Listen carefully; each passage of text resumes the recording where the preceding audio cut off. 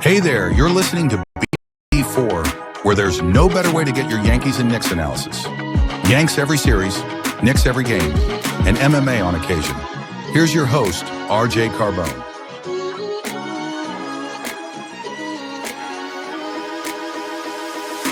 And a high drive into left center field. Stanton's going to watch another one fly. Are you kidding me? DiVincenzo a three. Bang! Bang! Knicks take a Take this chance to apologize to absolutely nobody. At the wall. See ya! See ya! See ya! Mr. Nova. Anthony for three. Bang! That one goes down and the game is tied. Rose, you shook up the world again. I did it again. But God did it, man. I really just had Gonna have to. Brunson running away. Oh my! He has been the best player to put on that uniform. Ball game over. Yankees win. The Yankees win.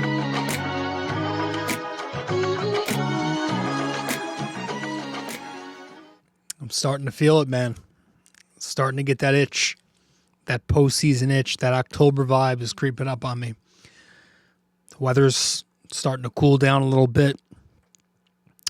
And here in Jersey, leaves are falling, crunching as I walk down the road. And the Yankees are winning September baseball games, which is usually, it's kind of become a thing. Going into October feeling good. In less than a week now, 1 week, less than a week, 6 games. I mean, they're going to be most likely playing on the wild card, so they're not getting a break, which could be a good thing. But welcome, everybody. I'm starting to get that feel, and I hope you are too, Yankees fans, because it's starting to get really fun. Confidence is starting to creep back up, shoot back up, I should say, you know. If you haven't checked out part 1, we did the first 2 games of this series last episode, in episode 901. So here in episode 902, we will be discussing the later 2 games of the series, where the Yankees took down the Orioles 3 out of 4 games overall at Camden Yards.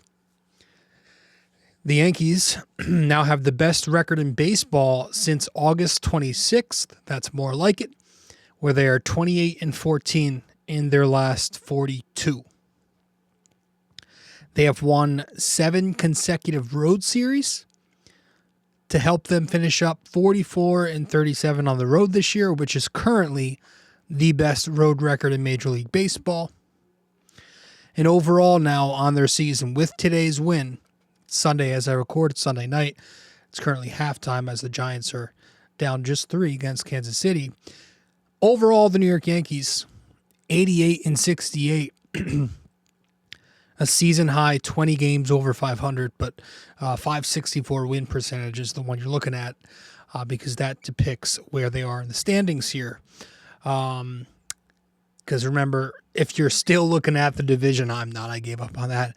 You do have to have the better win percentage than Toronto because they hold the tiebreaker. But you're still paying attention to that. They're 3 back technically. But they are 3 up on the Boston Red Sox. If Tampa Bay holds on, let me see what that score is, because it was 3-0 within like the first few innings. Tampa was up over Boston. Is that game over? That game is in to the bottom of the 8th, and it's 4-3 Tampa. So far from over. So got a chance to go up 3 in the loss column on Boston if Tampa Bay does hold on. But let's talk Yankees O's. Again, the first 2 games of this series we did dive into in our part 1. We're splitting this series up a little bit, so we will be dissecting the latter 2 games of the series here, Saturday, Sunday, and some more. So Saturday, the Yankees bounced back from their Friday loss with a 6-1 victory. The lefty Rodon went toe-to-toe with the righty Sugano. And the Yankee bat scored 6 runs on 10 hits, 2 home runs, 3 walks, struck out 10 times. They went 3 for 5 with runners in scoring position. Against Sugano, they did the job. They got 4 runs on him in the 3 innings that he went. Stanton in the top of the first inning with just, you want to talk about an impressive home run. It's a 3-run shot with, I think, 2 outs that he shoots over the right field wall. It's a breaking ball. I think it was a sweeper low and away that he goes down and gets, and he somehow manages to punish this pitch for a home run to right field. I would advise you, if you haven't seen the highlight yet, to go watch the highlight, because it's a true highlight. It is really impressive how he's able to do that. It was also the 450th home run of his career. So, I have said it on the show before. I think the guy's a Hall of Famer. He's won an MVP. He has a career OPS plus of like just under 140. He has been an incredible playoff hitter with the Yankees. He has an established resume there. He's just done so much when you look at the whole package. And if he does get to 500, I think that's a guarantee.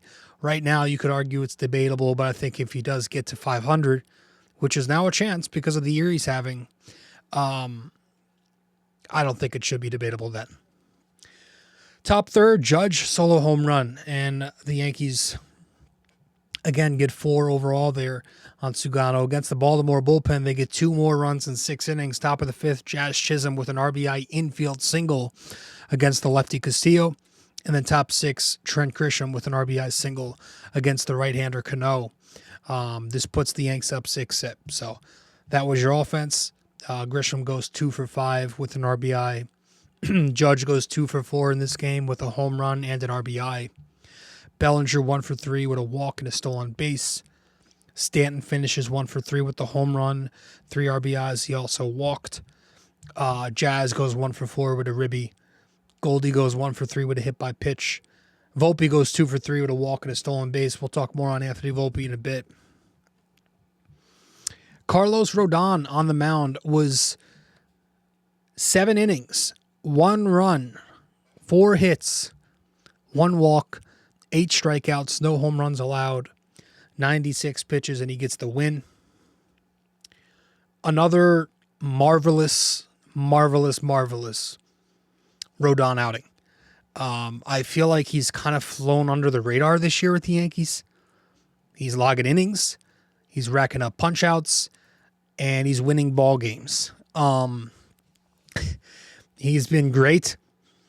They're like the progression from when he first got here to now just makes me happy. That's all I'm going to say on that, because I feel like people bring that up every time they talk about Rodon, almost to a point where it's almost like a knock on him. Let's just call him a good Yankee at this point. But he's been great this year. He almost got the ERA below 3. He did give up the double in the very end that I thought was a foul ball. But whatever. Nonetheless, the Yankee rotation now with 2 starting pitchers in Fried and Rodon posting an ERA 3.30 or lower.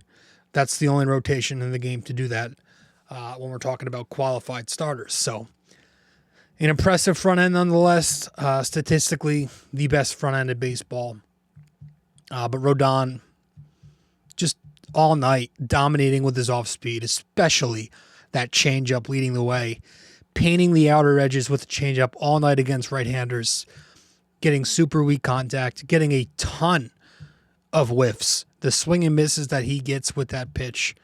And the slider looked good as usual, going away on lefties, facing righties with it, going back foot, going back door, locating it perfectly. And those are the 2 off-speed pitches that are going to lead the way with him, On the year, the slider and changeup, the whiff rates on those 2 pitches are insane. And both of those pitches play so nicely off the fastball that he's able to tunnel so effectively, But, yeah, I think that's the key with Rodon, just expanding beyond just fastball slider, which he was when he first came here. And now mixing in curve, mixing in sinker, mixing in changeup. That has been massive for his development as a Yankee. You know, it's helping him handle right-handed bats, and it's helping his fastball play a lot more too. But all night in this game, I mean, he was playing the fastball and changeup off each other, tunneling those two pitches. The changeup got 12 whiffs on the night. It struck out 3. He and Rice were consistently setting up the changeup with his four-seam fastball consistently. Bottom 2, he gets Jackson to strike out swinging. First pitch fastball for a called strike. He drops in a changeup for a called strike 0-2. And then he goes changeup low in the zone for a swing and miss, strike 3. Third inning, he gets Westberg to strike out swinging. It's fastball outside part of the plate, 0-1. Throws a 1-1 change low and out for a swing and miss. 1-2 count, goes back foot slider, doesn't get a swing, counts even, goes back to the changeup in the same exact spot, low and away for a swing and miss. That's the strike 3. So just pitching. That's the difference. Throwing versus pitching. You could see 2 years ago versus now, day and night. So Rodon, 7 strong. Bullpen goes 2 innings. Weaver pitched a clean 8th. 1 inning, no runs, no base runners, 2 strikeouts. Bednar, clean 9th. 1 inning, no runs, no base runners, 1 strikeout. So that was on yesterday. That was Saturday. But today, Sunday, this afternoon, the Yanks win 7-1 in 10 innings. That's right, a 7-1 score after 10 innings. The righty Schlittler went up against the righty Kyle Bradish. 7 runs for the Yankee bats, 10 hits, 4 extra base hits, 6 walks, 17 strikeouts, but they go 5 for 12 in scoring position. Listen, Bradish is good. I think he struck out 9, allowed 1 run, 6 innings pitched. He's a filthy pitcher. He's a tough pitcher with excellent breaking stuff. He's just never healthy, so he doesn't really get the notoriety that he should. But the movement on his pitches are filthy. The 1 run the Yankees got on him was a Ben Rice game-tying RBI single to left field in the top of the 6th.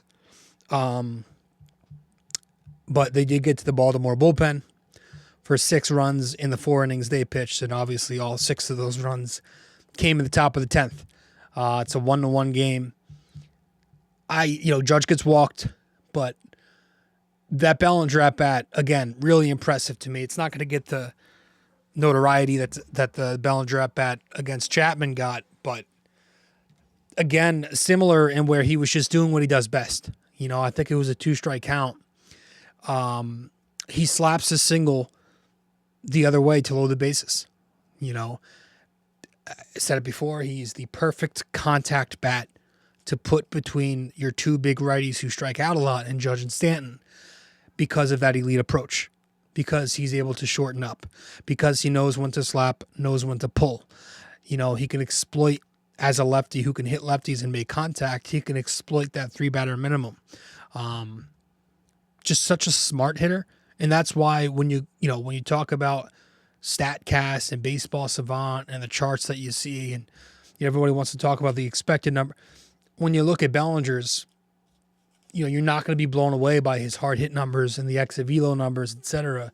They're not going to jump out at you, bat speed, all that. But that's It's purposeful. It's intentional. They're not going to jump out at you because he doesn't just sell out for power on every single pitch. He has different approaches in different parts of the count. And you just see that every night. Bellinger, to me, I say he's like Bellinger's at-bats are high floor at-bats, I call them. High floor at-bats, right? Where it might be a lower ceiling, like the chance of Bellinger hitting a big home run, outside of Yankee Stadium might be less, but the floor is higher in a Bellinger at-bat, where the worst case scenario in a Bellinger at-bat is him, putting the ball in play and at least moving a runner over, or at least getting a sac fly or a ground ball to get a guy from second to third. That's usually the worst case in a Bellinger at-bat. Whereas, let's take, for example, someone like Jazz, and don't worry, I'm gonna really give Jazz his praise in this episode. He's more of a high ceiling, low floor at-bat, where the worst that can happen is a strikeout with Jazz. He'll swing and miss, but the best is like a big home run. But Bellinger, you're going to get something productive at worst. That's why I think this guy hits for a high average, which is a rarity in today's game. He's a 275 hitter. You don't have a lot of those in today's era. So he does what he does, getting on with a base hit. And then Ben Rice comes up to the plate and punishes a fastball that he gets inside the zone for a grand slam. And all of a sudden, a 1-1 game becomes a 5-1 game for the Yankees. I don't know what Keegan Aiken was thinking there, going inside with a fastball and not going back to the slider there. You got 2 strikes and in one ball, 2 strikes on him. I know you got the bases loaded, but you're going to have an opportunity to score a run. So even if you do throw a wild pitch, if that's the worst case scenario, it's better than grooving Ben Rice a fastball when this is a fastball masher. So Ben Rice mashes that grand slam to right center field. The Yankees are going wild out of the dugout. It sounds like the Bronx in the building. Always a lot of Yankees fans at that park. Jazz comes up, I think, and he hits the back-to-back home run, right? Were they batting together? I don't know, but he hits the home run after that. And all of a sudden it's 7-1 Yankees. So Jazz 1 for 4, homer and an intentional walk. Rice 4 for 5. 5 RBIs, a double, a grand slam. Caballero 2 for 5 with a double. Volpe 1 for 2 with an RBI. Judge did go 0 for 4, but he was intentionally walked and he was hit by a pitch. So he found his way on base twice more. I would say the only maddening part of this game offensively was when Aaron Boone, at the time, stupidly burnt Giancarlo Stanton for no reason. Top of the 7th inning, I think it was. It's a tie game. He uses Stanton in a pinch hit spot against a lefty pitcher. Everyone knows there with the open base, the intentional walk was coming. And it came. And the Yankees didn't get anything out of it. And now you burn Stanton. You can't use him the rest of the way. So a quick day for Stanton, getting the pinch hit, intentionally walked, and then getting pinch ran for. That was annoying. But other than that, whatever. As the Giants just gave up a touchdown to start the third quarter here. That sucks. Schlittler. Cam Schlittler. 5 1/3 innings. 1 run, 3 hits, 1 walk, 6 strikeouts, 1 home run allowed, 89 pitches, and he gets the no decision. I love watching this kid pitch. I really do. He reminds me so much of... He's like a Garrett Cole, Tyler Glasnow hybrid. Just 99, top of the zone. He'll mix in the 98, 99 mile an hour 2-seamer as well. He's got outstanding shape to his curveball to help him get lefties. Bottom of the 1st inning, he strikes out the side 1, 2, 3, top of the Oriole lineup using his 4-seam and curveball. He gets Jackson Holliday to strike out looking, 98 up and in to him. He gets Beavers to strike out swinging on a foul tip. He goes first pitch curveball low and in for a called strike. 2 straight fastballs up and out. It's a 1-2 count. Curveball below the zone that gets fouled off. Then later in the at-bat, 99 up and in again for a swing and miss strike 3. And then he gets Gunnar Henderson to strike out swinging. He goes 2-1 curveball that's fouled off, evens the count. And then he goes 98 at the letters for a swing and miss up high, strike 3, end the inning, walk off the friggin' mound. 2 more strikeouts for him using his 4-seamer in the bottom of the 2nd. Finishes with 6 more. So just continues to miss bats. He did allow that 1 solo home run to a lefty, Basalo, that top prospect. It wasn't a terrible pitch, but that was the only blemish. Just has a great mix.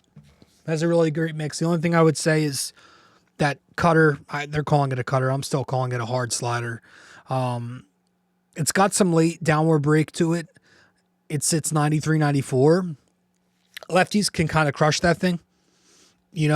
Command's a big part of it, but lefties this year, 316 average, 474 slug, 503 expected slug, in a 19 at-bat sample entering today. But he did leave that cutter up a couple of times.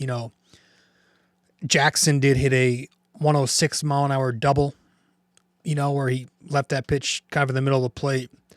I think it's very important for Cam Schlittler to develop a changeup in the offseason to keep lefties off the barrel, to keep the ball off the barrel of lefties. A changeup would be the only pitch that he has, the only off-speed pitch that he has going away from a lefty.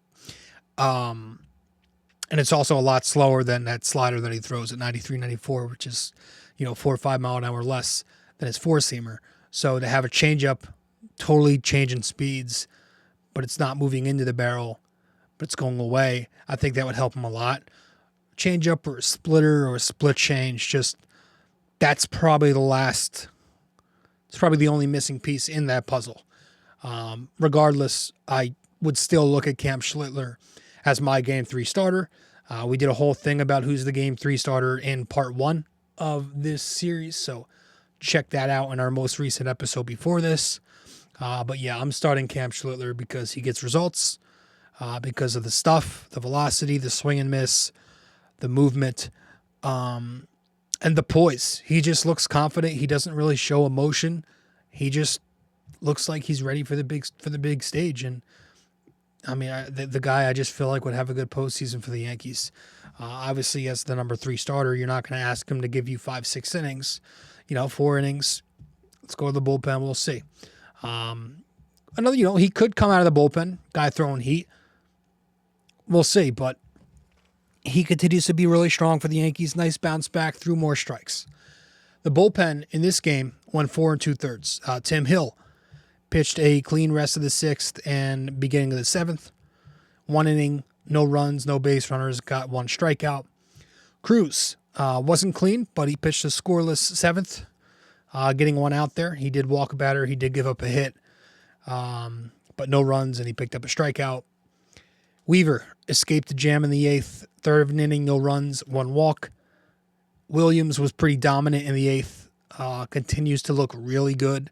We spoke on him in last episode. We also wrote a blog about him recently if you go to bd4blog.wordpress.com. But Devin Williams continues to look really sharp. 1 inning, no runs, no base runners, and he strikes out the side. 3 strikeouts, 1, 2, 3. Bednar, scoreless 9th.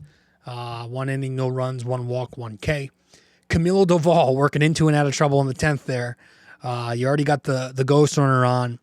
He walks 2 more guys to load the bases. I think he's in a 3-2 count before he ends the game with a strikeout. But in the end, nothing too harmful. 1 inning, no runs for Camilo Doval, who was part of that article that we wrote a couple of days ago on bd4blog.wordpress.com. But that's it regarding those 2 games. So you take them. You take 3 out of 4. You continue to look good here as we close out the season. I'm not wearing a cap, but if I was wearing a cap, I'd be tipping it to Jazz Chisholm. I think he was the best position player of this series. Tipping our cap to him for the 5th time this year. In this series, Jazz Chisholm, 4 games. He hits .286 with an 11.19 OPS. He goes 4 for 14, a double, 2 home runs and a walk. And he became the first 30-30 player on the Yankees since Alfonso Soriano did. I mean, that's awesome. I don't know if anybody who's watching this remembers Alfonso Soriano's prime Yankee days. His first stint, it was in the early 2000s, late 90s. I remember him towards the end of that first stint. He was awesome. Can I just say, Alfonso Soriano, growing up, was one of my favorite players. He wasn't perfect. He's very similar to Jazz because Alfonso wasn't perfect, just like Jazz, but he was electric. He had power. He had speed, excitement every time he stepped into the batter's box. And I always felt like Alfonso Soriano was very underrated. I feel like the fans and the media, especially nowadays, overlook what he did. But you go on his baseball reference page and you look up his stats and you see that he's a 7-time All-Star, that he had over 2,000 career hits, that he had 4 seasons with 30-30, including a 40-40 year with the Washington Nats. You know, he's very similar to Soriano for me, Jazz is, where he has power. He's got the speed. He's pretty fun to watch, you know. And I think Jazz, in a way, is also underrated because a lot of people in the MLB, a lot of fans think he's overrated, which makes him underrated in my opinion. They truly, like, there are fans who truly hate Jazz Chisholm, which is weird. You know, it's mostly old men who love like professionalism and they don't like him going against the grain and speaking his mind, and a lot of outdated fans who care about like batting average and hate strikeouts and care about errors, like, you know, like the old school fans. And there's a lot of like, I won't go too deep into this, but there's a lot of like asshole human beings who don't like him for other stupid reasons. But Jazz Chisholm is a 40-40 player as a Yankee, you know. In his 162nd game here, he capped that off with the 40 home runs. So I love Jazz Chisholm, and he reminds me a lot of Soriano, and I think the Yankees should extend Jazz Chisholm. He's a great character off the field, does a lot for the community, and he's a great teammate on the field. You know, he does what he's asked. Somebody who cares about winning. You know, this is somebody who came in last year, gets traded here, learns third base on the fly in the middle of a pennant race, has to play that the rest of the way in the World Series, and you get an entire offseason. He comes into camp being told that he still has to play some third base because Cashman didn't go and grab a third baseman in the wintertime. You know, and he could have easily pulled a Gleyber Torres at some point during all of that and been like, fuck no, I'm a second baseman. But he didn't bitch. He did his job, and that's what you got to love about him. I love Jazz Chisholm here. I love that he's different. I love the personality he brings. He's passionate. He's got a swagger, the cockiness, whatever you want to call it, the bat flipping, starting shit with opposing players and umpires, ruffling feathers. I love all of that. Is it different? Yeah. But I think the Yankees needed a change from the cookie cutter, Brett Gardner, Derek Jeter type, you know, professionalism. I like this type of personality. It makes the Yankees exciting again, right? Jazz Chisholm wants to be here. He's embracing the city. He's embracing the fans. He's embracing the Yankee franchise. He made some great comments on Friday or Saturday talking to the media. He talks to them and he says, and I'm going to quote this word for word here, I don't want to leave New York. If you've ever played here, you'd never want to leave. It just depends on if they want me. That's the difference. Do they want a 40-40 player? You tell me. Love that quote. Love that. And I was listening to a little bit of John Boy earlier. Made an excellent point. Like, the media took a part of that comment and they kind of like blew up the 40-40 line. But nobody now, because they did that, nobody's talking about Jazz saying he just wished it happened in a win, which he said at the beginning of it. But if it was like Jeter or if it was Aaron Judge, that would be getting the headlines. It'd be in all the top of every article and to be on social media. You know, Judge just wants to win. But now Jazz gets the 40-40 line blown up, and now everybody's debating, oh, he's not really a 40-40 player because it came across 2 different seasons. Like, and now it's just discourse on Jazz Chisholm, which has already been a problem. It's crazy. Like, why? At the end of the day, we should all just care about baseball. The guy is a great freaking player. He's probably going to win the Silver Slugger. If he doesn't, I'll riot. I mean, you look at the second baseman in this league. The league average for second baseman, 310 on base, 371 slug to 681 OPS. That's league average for second baseman. Jazz Chisholm, that means, is 22 points higher in on base than your league average second baseman. He's 116 points higher in slug than your league average second baseman. And he's 138 points higher in OPS than your league average second baseman. Guys, that's really good. He leads American League second baseman in OPS, home runs, and stolen bases. He's second among all American League second basemen in F4. That's WAR on Fangraphs. He's just the perfect Yankee. Like, he's a great fit as a lefty inside Yankee Stadium with that short porch.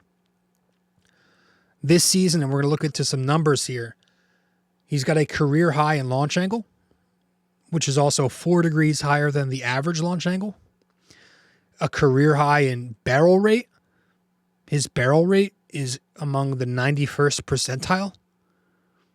He's got a career high in terms of pulling the ball in the air when you exclude the 60 games that he played in 2022. And it's also 8.1% more than league average in terms of him pulling the ball in the air. Perfect for Yankee Stadium. And what's good about all of that is that's all cool. He's not letting that completely control his game, which was a big concern a lot of people had when Jazz first came over. You know, most people think power hitting lefties who come into Yankee Stadium want to elevate the baseball and they're just going to, become the next Joey Gallo, right? Jazz gets on base pretty decently. This year he's chasing less and he's walking more. That goes hand in hand, right? He's got a career best chase rate this year, which has led to a career high walk rate, 11.1%. So he's not leaving the strike zone as much. He's seeing pitches a lot better, spitting on some tougher pitches. He's punishing all types of fastballs. He's capitalizing on mistake curveballs.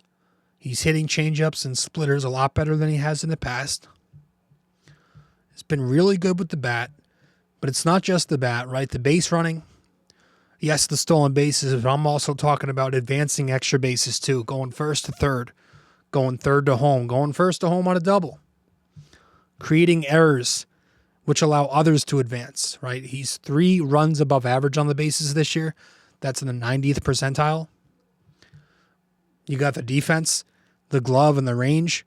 Yes, he'll overthrow some balls on double plays.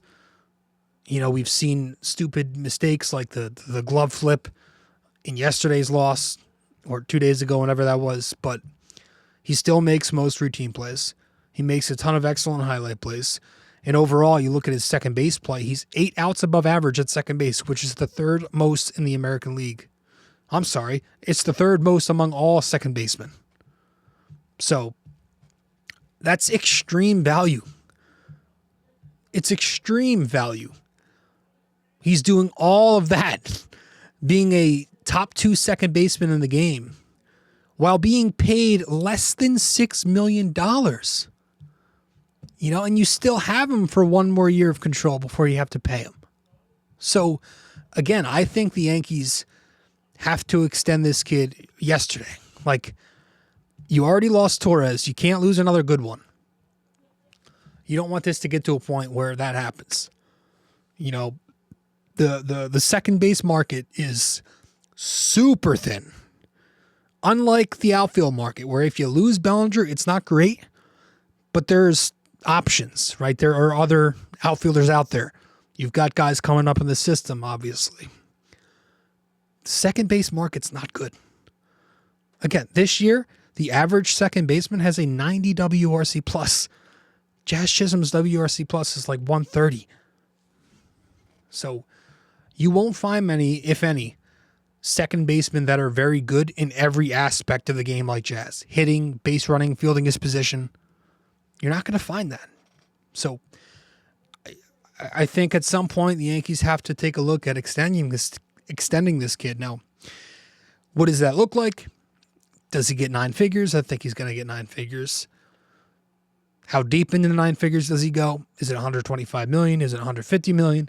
Something higher? How many years do you give him? He's going to be 27, or he's only 27.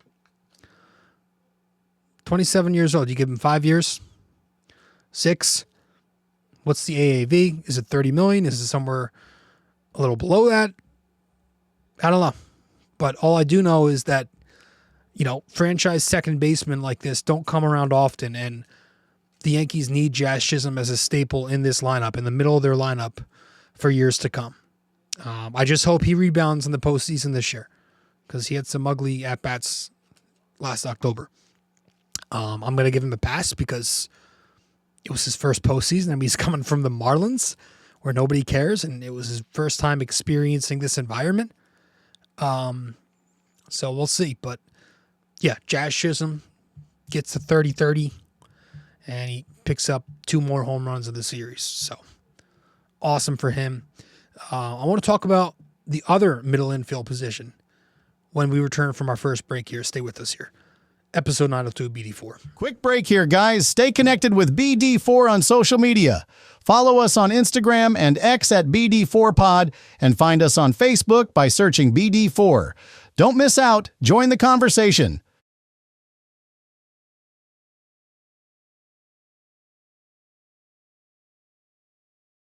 Want more BD4? Subscribe to our YouTube channel and never miss an episode. Hit that like button, drop a comment, and share with your fellow fans. Don't forget to ring that bell so you're always the first to know when a new video drops. Okay, welcome back to the show. You know what I just realized? I just realized that I had a whole graphic that I spent time making today for when we were talking about Jazz Chisholm, and we never did. So I just want to run through it really quickly here. On the year, 242 average, 332 on base, 487 slug, and an 819 OPS. That's on the season. He also this season has 31 home runs now, 30 stolen bases, and 79 RBIs, along with 74 runs scored. 57 walks for Jazz this year at, again, an 11.1% walk rate, which is decently above average. 144 strikeouts, which is a 28% rate. 14.7% barrel rate, 91st percentile. 74 mile an hour bat speed, 75th percentile. And then underneath it, we have 24.5% of the time he pulls the ball in the air, which is very good. 16.3 degrees launch angle, which is higher than your average launch angle by 4 degrees. Batting value this year, 85th percentile. Base running run value, 89th percentile. Fielding run value, 70th percentile. And range, in terms of outs above average, 79th percentile. Remember, those last 2 statistics there do include when he played third base. So Jazz has metrically been great. I just wanted to run through those graphics there really briefly. But moving on, let's talk about shortstop. What was for so long this year considered the worst position on the team. But I think the Yankees have hopefully found a formula here, because what they've been doing right now, what they're doing right now is perfect for Anthony Volpe. The way that they're platooning him with Jose Caballero. We speak about this all the time. When Anthony Volpe gets days off, Anthony Volpe comes back producing every single fucking time. That needs to be the formula the rest of the way. And I'm talking into and throughout the postseason. And I think it will be too, because it's been this way for weeks now, where they've platooned. It was that way pre-cortisone shot. It was that way when he was sitting out.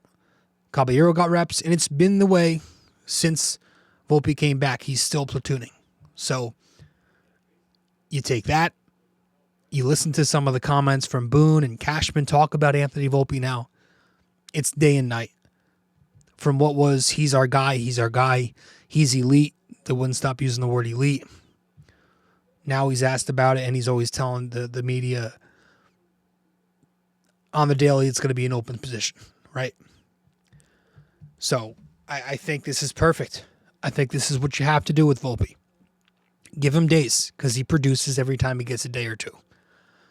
In his last 5 games, since sitting out for that Boston series, He's 6 for 16, 375 average, 429 on base, 571 slug, a 1,000 OPS, 2 doubles, 2 walks, 2 RBIs, 2 stolen bases. He's got a hustle double in there. He stole third base. He scored on a ground ball. The legs look fresh. Making some great swings, staying behind the baseball. You know, he had that at-bat against Sugano where he shoots a fastball up and out to right field. He had an at-bat against Povich where he shoots a fastball middle of the plate to left center into the gap. Today, in extra innings, he pulls an inside pitch for a base hit. Again, when I was listening to John Boy a little bit earlier, they were talking about how it might be some small tweak in his mechanics where he's closed off his shoulder a little bit more. But he's hitting. He's playing good baseball. And Caballero, Jose Caballero, I like to pronounce it that way. He's not stopped hitting. I mean, this guy gets 2 more hits today. Every time I think he's going to slow down, he doesn't. As a Yankee, he's played 36 games, 87 plate appearances, 274 average, 372 on base, 479 slug, 851 OPS, 6 doubles, 3 home runs, 8 RBIs, 13.7% walk rate, 19.5% K rate. The glove's been great for the most part. The base running he's gotten caught a lot on the bases recently, almost did again today. But for the most part, he's been great. And these two together is what you need. You just need competence. This is extremely important because history shows that you can't win without a competent shortstop. If you're not getting anything on either end, glove or bat from shortstop, you're not usually successful deep into October. So it's extremely important that the Yankees continue this formula where they platoon Volpe and Caballero 50-50. So with that said, let's briefly tip our caps to the rest of these guys here. Max Fried, will tip our cap to him on the mound. 17 tips of the cap this year we have done to Max Fried. Again, we talked about Max Fried's performance in part 1. So go check that out in episode 901. But yeah, Fried's been great. Excellent first year with the Yankees. Just do it in October, please, because that's why we really paid you. It's been a struggle for him with the Braves in October, but hopefully that turns around in the Bronx. Max Fried, 18 wins, an ERA below 3, logging innings, I think 180-something innings this year. So that's a career high. He's been fantastic. And in his last 7 starts, he's got a 1.60 ERA. And then we'll tip our cap among the bullpen to David Bednar. It's our 5th time tipping our cap to him. Bounced back very nicely from that home run that he gave up in the Minnesota game. But really, he's been in a rhythm for a bit now. In his last 7 1/3 innings, 1 run, 2 hits, a walk, 8 strikeouts. So he's been very efficient. That's a 0.41 whip. It's an average of 12.5 pitches per appearance. It's 70% strike rate. Quick innings. You like seeing that. Fastball, splitter, curveball. Just getting outs. So that's it. Up next for the Yanks. Up next, we have Chicago. We have a homestand to close out the season. You got 6 more games. You host the White Sox for 3, then you host the Orioles for 3. So, White Sox are not a good team. Take care of them. I would say if the Yankees want to get this division, they probably got to go 5-1. And then the Blue Jays have to really tail off here. But I'm looking at that first wild card. The wild card is most likely the scenario here. You just need Boston to keep losing. Houston's kind of collapsing right now. Detroit's collapsing. The American League wild card picture is crazy, or the American League postseason picture is crazy right now. But Yanks got the White Sox up next. They got a day off tomorrow, which is nice. Reset the pen. We'll see. Let's get to our final break, and we'll wrap it up with our trivia when we get back. Love BD4 but don't have the time to sit down and watch? Don't forget to subscribe on Apple Podcasts and Spotify so you never miss an episode. And if you're enjoying the show, leave us a 5-star rating and a quick review. It helps us grow and keeps the conversation going. Want everything BD4 in one place? Head to our website at bd4blog.com. You'll find links to every podcast platform, social media, and even our blog, where we dive deeper into all things BD4. Check it out now and stay connected. Okay, sorry about that. Welcome back to the show. Episode 902 of the podcast. Let's wrap this one up with our trivia question here. And that is, only one player on the current Yankees roster suited up for the Orioles just last season. Who was that? All right, so let me know the answer wherever you can reach me, folks. That's it.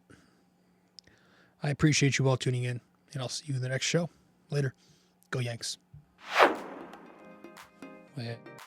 Well, if you made it this far, that means you listened to or watched the entire episode. Thank you. Just remember to follow, subscribe, download, rate and review, and all that fun stuff to help out the podcast. And I will see you in the next episode of BD4.